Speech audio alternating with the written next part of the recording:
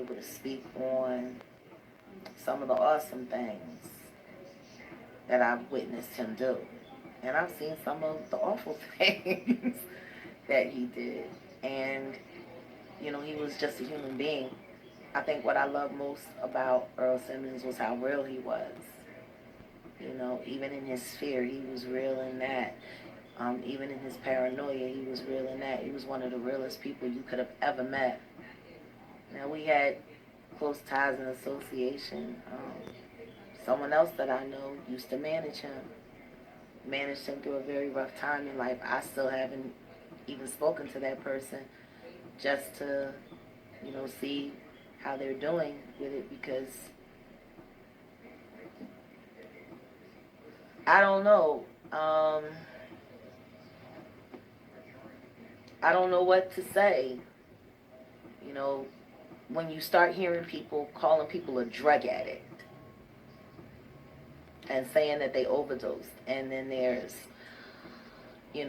thumbnail after thumbnail, feed after feed, DMX is on life support, DMX of an overdose. Like, y'all didn't even hear what the doctor said. Before that narrative started getting pushed out there. He was always candid and honest about any issues that he might have had with addiction. He never lied about that, ever, not never. He always kept it a bean. Whatever he was on, and that was so respected. And in that way, he reminded me of Malik. Malik was the same way. Whatever he was on. He didn't make no excuses for it. He didn't lie about it. It was what he was on. It was what he was dealing with. It was a part of his journey. And Earl was the exact same way. Overdose. The first thing that came to my mind, I had put up footage of it around Christmas time, and I think I'm gonna snatch it and edit it and pull it up, of that sermon that Earl did at Kanye's Sunday service. And I'm sitting there listening to bro spit scripture and just talking about how it applies not just to him but to all of us, and just talking about believing in the faith in God. And that's what he did, you know what I mean? That's where he was in his life. He was very cognizant of his relationship with the Creator. He was very cognitive, but that brother, man, he showed me power, what it is to overcome. This man overcame everything. Like, no matter how much stuff kept coming for him, he would just come back for it harder.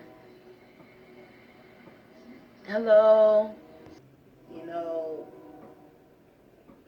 How can't you miss that? How can't you miss all that energy? Like those 2 clips that I just posted before I went live. Once again, I don't want to get into conspiracy theories and all of that stuff. I want to try to keep it as close to reality as I can. People think about his children. Are people thinking about any of that when they start just instantly calling someone a drug addict and say they died from an overdose? When I heard overdose, I'm not going to lie, the first thing that came to my mind was, Earl got a lot of information. Maybe somebody gave him a hot shot. I ain't even going to lie. That's the first thing that came to my mind. I'm like, he back in step with the Creator. No way. He was enjoying being a new father too much to just turn around and give it all up. He just did a movie. Like, he had new music. He was speaking. Man, I honestly think if he hadn't made it past this point in life, he probably would have became one of our biggest and greatest motivational speakers for the future, because he knew how to motivate people. He knew how to get the battery in people's bag. So I was like, yeah, no, I just don't see him dying. That one too. All his songs, bangers, and everybody knows that.